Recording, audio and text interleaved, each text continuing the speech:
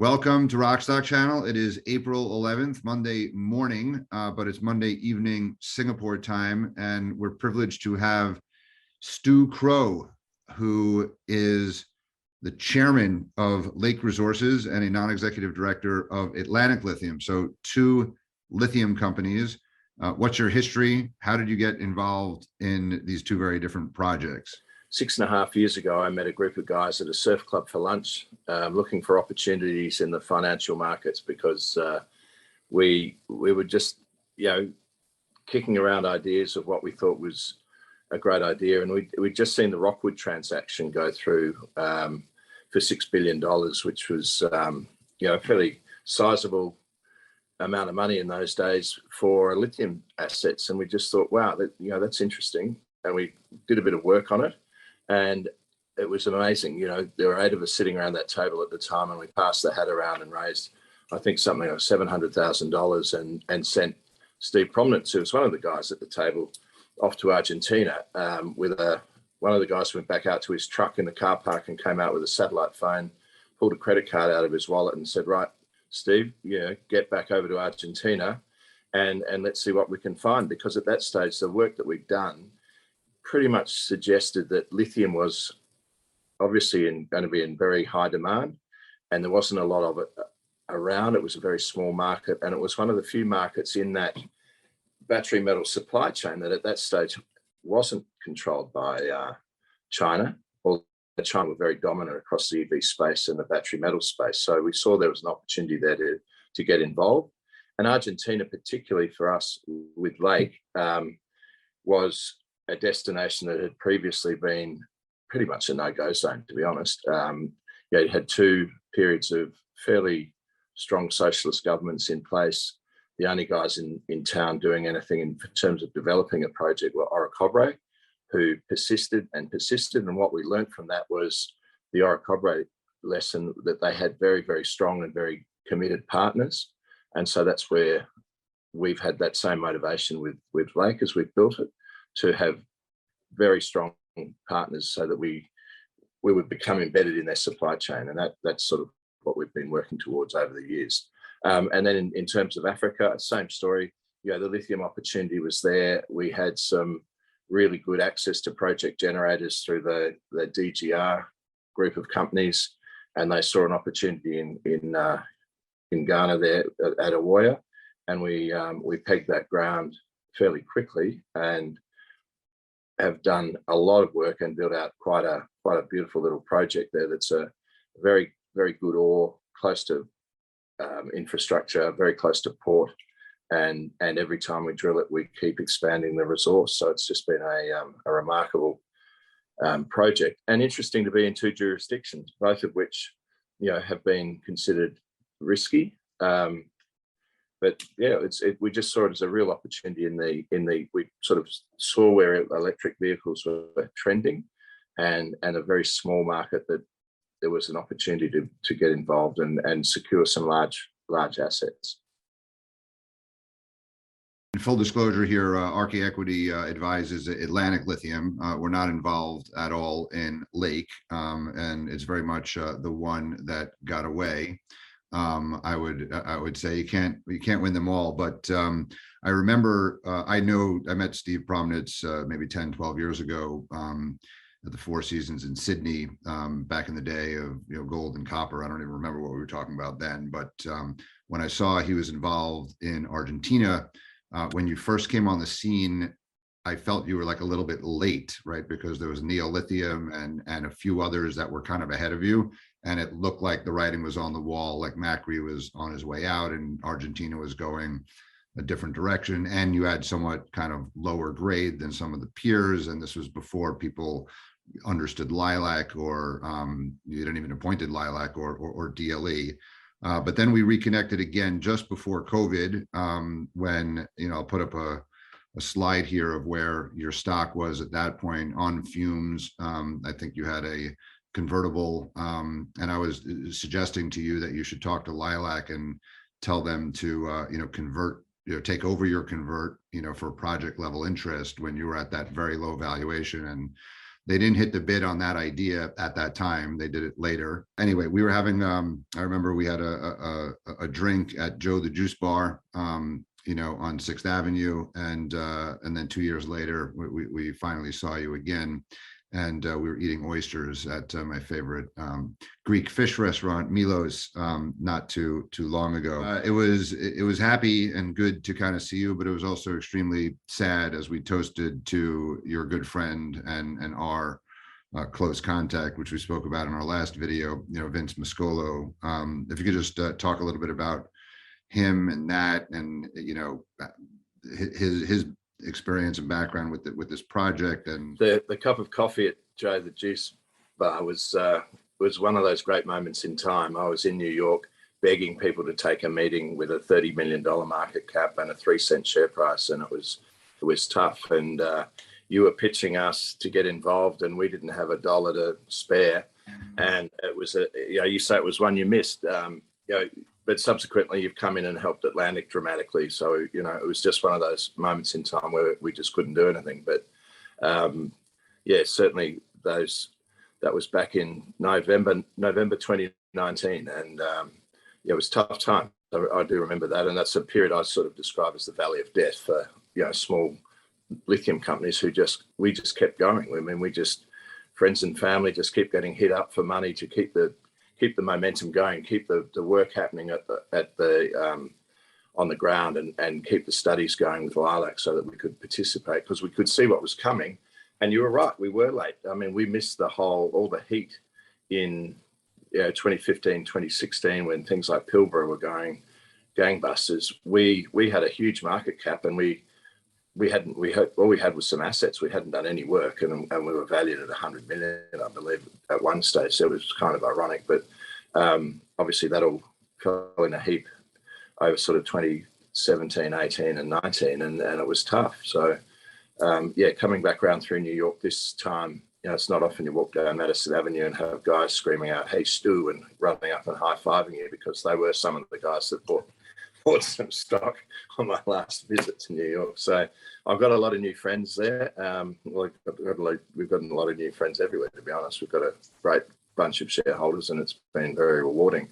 But yeah, and as part of that trip, you know, you speak about Vince. You know, I worked alongside Vince. I was one of the early directors on Iron Ridge, as it was then, before we split into Atlantic and Rika. And Vince was there, and we had a very strong team of guys who we'd all known each other for a long time. Vince has been a very, very good friend of mine for 20 odd years, and I speak to him daily. So it's left a real hole in my life. And certainly it's tough, you know, you have a working relationship with someone in a business sense, but, you know, we had a lot of very close moments and things. It's a really hard situation to come to terms with, and we're now sort of scrambling to backfill, because, you know, for a guy that lived and breathed that company and those projects, and the effort he put into it was just incredible. And then we're sort of scrambling, trying to backfill that energy and the commitment and the hustle that he brought to that company. And we've sort of committed to deliver that vision with Atlantic as it is now, and work together to bring it all together. And as you know, we've appointed Len Kolf, who's been the COO for a number of years and worked very closely with Vince. So he's now stepped into the CEO role. But, you know, it leaves a big hole, and we're, you know, it's not easy. You know, I sort of look at my phone every night at around 10:30 or 11 o'clock waiting for it to ring. But we've just got to move on and deliver, you know, his legacy and his vision. So, yeah, we miss him greatly. And particularly coming up, we're heading to Indaba in early May, and that will be a very different conference for us there this year without him there. So, yeah. Well, you'll have an opportunity to toast with Rodney there. Indeed. Okay, Rodney, well, thanks for that. And yeah, we miss him, and we had an opportunity to speak with Len and you and the chairman Neil last week. So to be continued as to, you know, what will unfold there. I mean, you did announce, Rodney will talk about your recent announcement about, you know, the inbound interest that you've received If you look at Atlantic Lithium, and particularly the project, it's infrastructure blessed and it's fully funded and hopefully will be a near-term producer. Do you think that it should be closing the valuation gap with the likes of Core and other imminent spodumene concentrate producers, especially as secondary listing on the ASX is on the cards? Well, that's our hope, Rodney. At some point, reality has to set in. I mean, I guess we've been marked back because people are unused to, not used to seeing projects of this type in Africa. And people have been mining lithium in Africa for a long time. This one sort of come onto everyone's radar fairly recently. I think the rate at which it's been expanding and that we've been able to expand the resource there is probably starting to get a lot more attention. But yeah, you look at some of the valuations in other jurisdictions, and you mentioned a few there in Australia. We'd love to get in amongst and have some comparative analysis done and valued against those guys. And notwithstanding anything those guys have done, they've done a remarkable job there with both Core and Liontown, and congratulations to them. But I think what we have there at Awoya, and as you say, with the proximity to infrastructure and the ease to get that to market, plus being fully funded into production with our partnership there with Piedmont, I mean, that's a very powerful combination of circumstance that I think will go well. And I suspect the ASX listing should be very well received. In fact, we are getting very, very high levels of interest in participation in that, and people constantly trying to work out when that's going to happen. And we are sort of bit after mid-year. So that's the sort of current timetable. Is that the timing, just after mid-year? Yeah, hopefully. I mean, all these things are, subject to a whole range of different things that can come out of left field, or you miss a deadline here and it may push over a week or two. But yeah, somewhere around sort of mid-year, maybe sort of July, August. Let's see what happens. But we're sort of pushing it pretty hard. There's a lot of interest in it. Yeah, well, that's exciting. I think we agree. I mean, the other thing we've discussed and contemplated is, you talk about jurisdiction, but as it happens to be in Ghana, which we consider Africa light, so, now that with the things going on in Mali, I'd say it's number 2 now behind Botswana, but, you now have the opportunity for both Chinese and non-Chinese potential buyers to compete for the asset. So there's no restriction as there would be in some of the other locations. So, I mean, if anything, that should hot up the competition for the asset. Yeah, indeed. And we've seen some fairly aggressive moves in Africa generally by a number of different parties.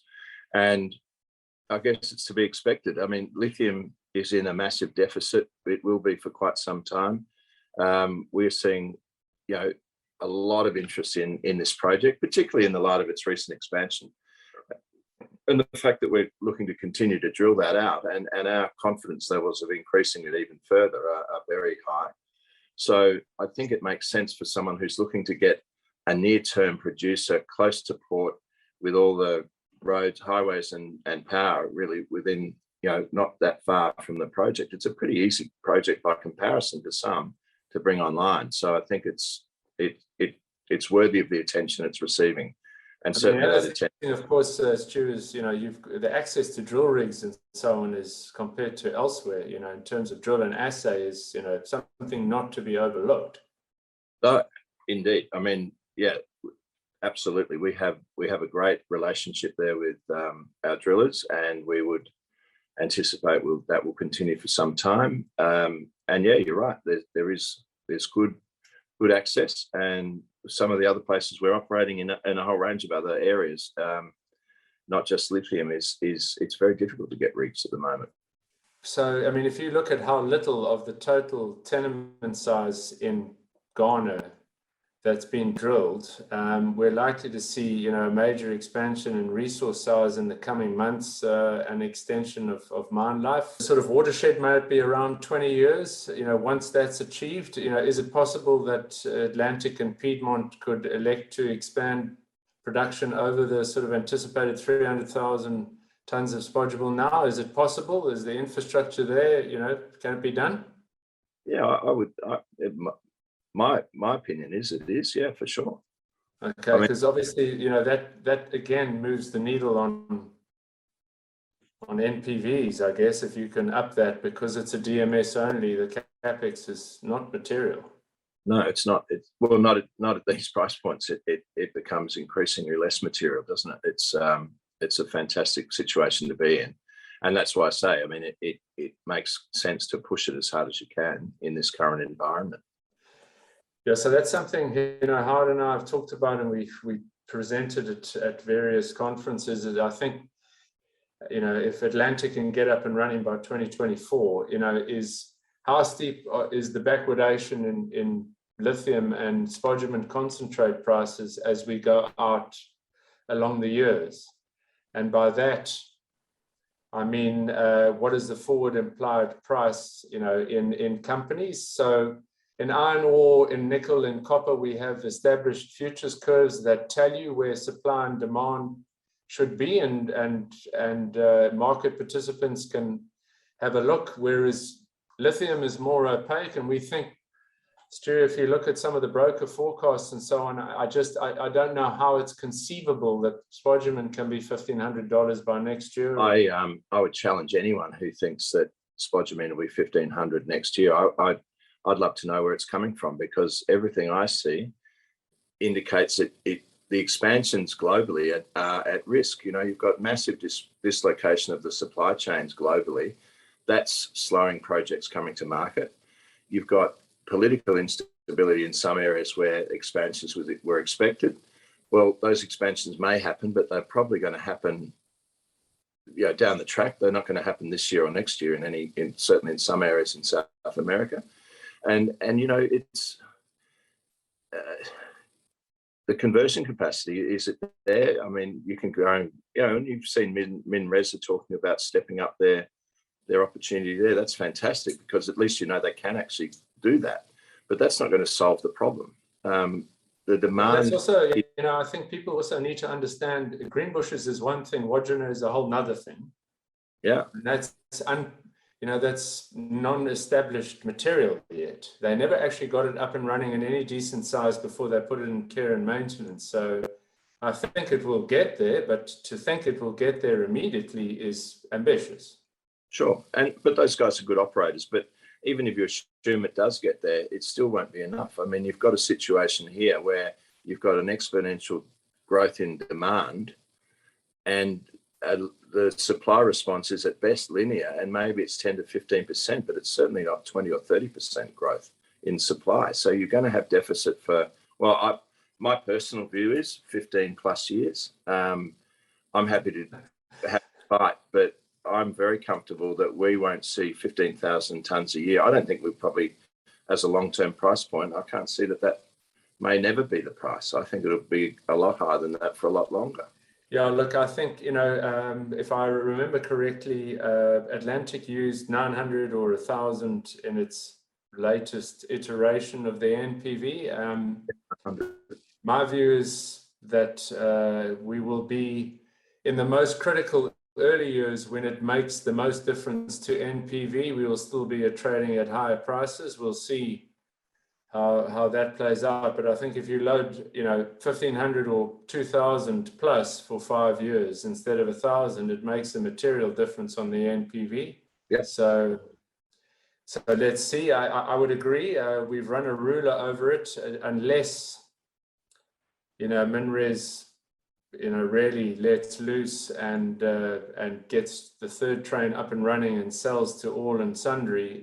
We agree. We think the EV constrained number versus the unconstrained, we still think there's a material difference. So you need to bring on a lot more than that. So we would agree with you. I guess The question then is, as that plays out, does that then give the bolster to, I guess, all companies, but in particular Atlantic, as you grow the length of the life of mine and you move the pricing up, it could, quadruple the NPV. That's just pure maths. I mean, that's just the way. That's just what's going to happen. I can't see how it won't, because you just look at this demand growth. The problem with supply is you simply can't just turn this stuff on and bring quality to market.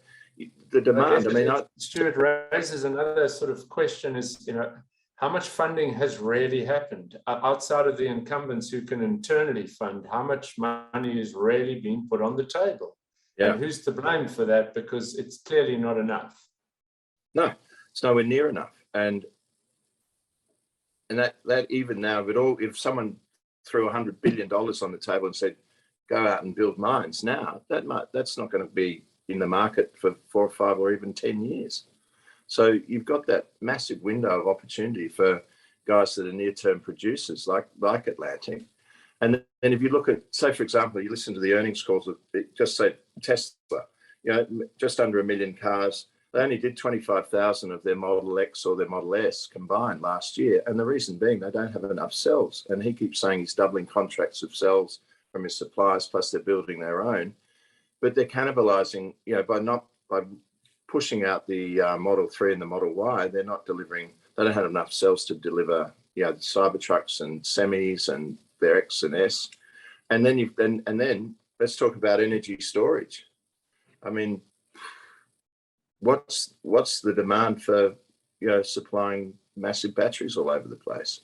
No one sort of thinks much about that. They're all focused on the EV transition, but this is the endless demand. I mean, it's just fantastic for anyone in the lithium space, to be honest. And Atlantic, is sitting there primed, as is Lake, coming up to production. Just picking up on some of your comments about Tesla and scaling. I have a tweet here from Elon Musk from February, which says, I was at a lunch with Charlie Munger in 2009, where he told the whole table all the ways Tesla would fail.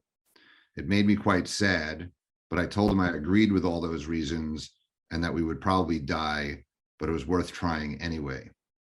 So there are a lot of skeptics out there about DLE technology, and here you are. The market is clearly making a bet that there's definitely an opportunity here, and the beauty of DLE and what you're doing with Lilac, or the potential of it, is that you've put out this target 100,000 tons. I mean, to go from 0 to 100,000 tons is an exceptionally Tesla-like, ambitious target. And one could think, maybe sound unrealistic, but we need all of those tons, and it needs to be done in a scalable way, a faster way than has been done traditionally. I just listened to the Allchem call. They're expanding Olaroz and Sal de Vida, through conventional ponds. Lithium Americas is using conventional ponds. Livent, has somewhat mixed, DLE in their process, but you've had POSCO committing now to Argentina with their POS-LX process, which has been piloted for a long period of time. Rincon has been piloting for a long period of time in Argentina, and Rio Tinto is now talking about reworking that piloting, and maybe in a few years that they'll produce a few thousand tons, but by the end of the decade they'll be hopefully at scale. So here you are, Little Lake, currently unpartnered. You've signed 2 very significant non-binding MOUs with Hanwa of Japan and Ford of the US. From Ford, I'm thinking, from rubber plantations in Brazil to ion exchange, DLE in Argentina. We've been talking about Fordlandia, for quite some time, but in owning, mines. So going back to Elon and his tweet on Friday, that he's going to need to own mines and processing, I think others like Ford will think that too. So there's a long lead into a question. So but each of your agreements, so let's just talk about Hanwa and Ford, both non-Chinese, but each of those agreements is for 25,000 tons. And you have articulated a first 50,000 tons. That's your plan. You've upped your initial size. So that would mean that all of Lake's first 50,000 tons production would be allocated to just these two customers. Why was it important to announce these non-binding MOUs rather than wait until they're binding? Because of their non-binding nature, we've got to be really careful what we say there, because it is non-binding and nothing is agreed yet, and it's subject to ongoing discussions. They are, in our opinion, material to Lake, and simply the scale and the opportunity that it presents. And if you look at the announcement, particularly the Hanwa announcement, where they talk about the opportunity to make a meaningful investment and put up some potential funding, such as prepayments of offtake and other things, that helps us deliver the potential of these projects and put us in a very strong position to get to final investment decisions. So, it's the first time I've seen Ford's name tied to anything. It's the second time I've saw Hanwa, like we did work with back in Nora. And I remember before Ganfeng took over back in Nora, Hanwa was very critical in that they are a trader and a supplier to the entire Japanese and other supply chains. So it was a big validation for back in Nora that the clay process worked, because they took their battery quality carbonate, put it with all the customers in Japan, and they liked it and it worked. And that's what got them to binding and some financial support. I think they wrote an equity check into back in Nora. This was before Ganfeng happened. Thus far, all of Catchy's brine has been shipped and tested at Lilac operations in California. Lilac's pilot plant is now in transit to Argentina. Will this be the first time Lilac has built and tested a pilot plant in Argentina? In Argentina, as far as I know, yes. Right. We were going to have the pilot plant on site, but during COVID, it just simply wasn't possible with people moving. We couldn't get people down into Argentina because of COVID. And so it just made sense then to build the pilot plant in the Oakland facility at Lilac's facility there and ship the brine. So we did that, and we've shipped a fair bit of brine up there and run those tests. Like, we've got a fantastic data set. We've been doing bench scale testing and pilot testing for now sort of coming on 4 years. And the bench scale test ran for 18 months or so, and the pilot, apart from a couple of months where that area was closed due to COVID, we've been running brines through the pilot for a good period of time as well. So, we've built up a really high confidence level in the process and its ability to deliver. And I think it's fair to say that Lilac are following their work on pilot and bench and demonstration plant with a potential equity investment following their equity. Should they, assuming they earn the equity, which I believe that they will, then they've stated that they're going to follow their money with an investment, which at $25,500 was up to $50 million US. And you could assume that that's probably a little bit more than that coming in at the 50,000 ton per annum level. So, that's a fairly significant investment for a company that really, fairly only just done a Series B raise. It's a fairly young company. They've got to be, you would have to think they and their backers, who are some fairly interesting and got to be, they're fairly clever people. They made a lot of money out of disrupting other industries, and surprise, surprise, here they are backing a company that's looking to disrupt the lithium sector. So, we're very comfortable with how this is shaping up, and very excited to get it underway, to be honest, because quite frankly, we have, people thought we were mad 3 years ago when we went to market and said, we're going to do this and use a ion exchange program with some guys out of Oakland who've developed a really smart patent around some beads that goes in the modules. Everyone thought, you're mad. Why don't you just do what everyone else has done? But sooner or later, it just doesn't make sense to leave more than half your asset in your waste. Like the recovery of evaporation ponds sitting out there and impacted by weather and everything else. What do you get? 30 to 45% recoveries, and the quality problems. You wonder why, and it's using technology that was invented thousands of years ago. Why not use some of the brain power that exists today and get a better result? Recover. We used 83% in the PFS. That was when the price of lithium was $3,000 and $4,000 and $5,000 a ton. At even $60,000 or $70,000 a ton currently, or more, or even $30,000 a ton, it makes sense to rotate the beads more and optimize that process so that we can get a plus 90% recovery. Why wouldn't you do that when the market's in deficit and still come in the bottom cost quartile? You've got to start to wonder at what point do some of these other operations get questioned by their shareholders.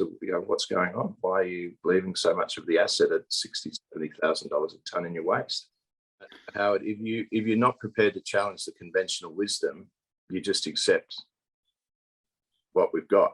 And high water usage, damaging water tables, impacting local communities, and having a substandard recovery simply isn't going to cut the mustard when you've got people looking to buy an electric vehicle that want an audited supply chain based around ESG and sustainability. So I think you'd be surprised how many of the incumbents are actually testing other forms of extraction. And I'm also aware that, you've now got the big global environmental water treatment companies in the space. You've got Veolia, Suez, and a whole range of other guys out there. Schlumberger have got their own direct extraction process that they're in partnership with Panasonic. There's some big money coming into the space, and there's a reason for that. It's needed.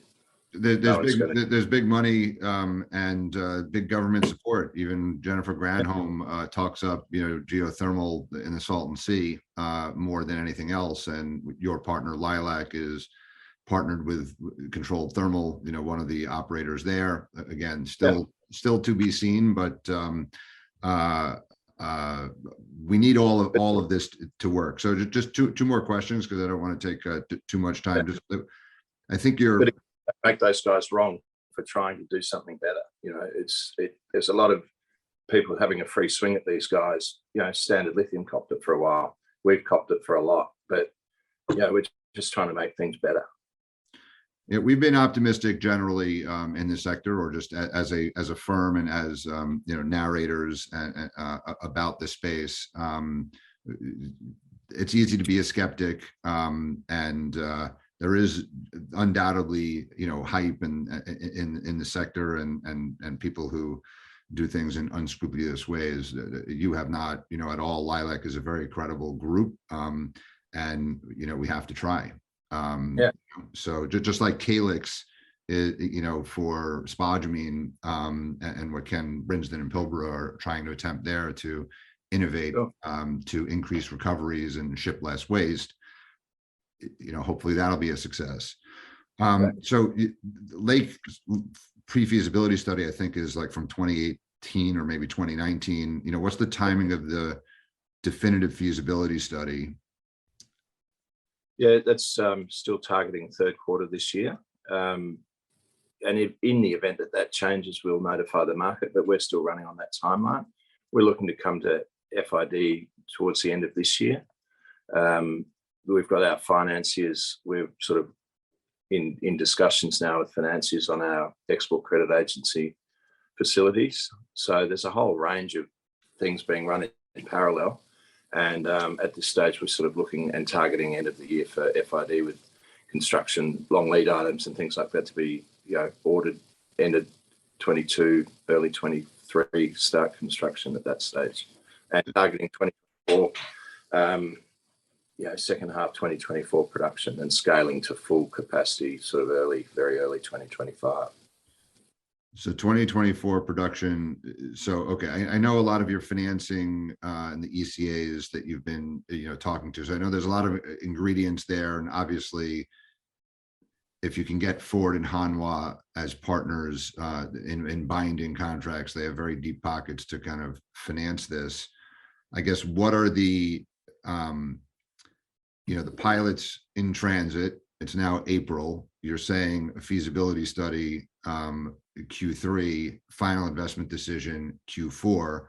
I guess what are the gating items from the time the pilot plant arrives, right, to you're putting out that definitive feasibility study? Like what should we expect to see over the next coming months?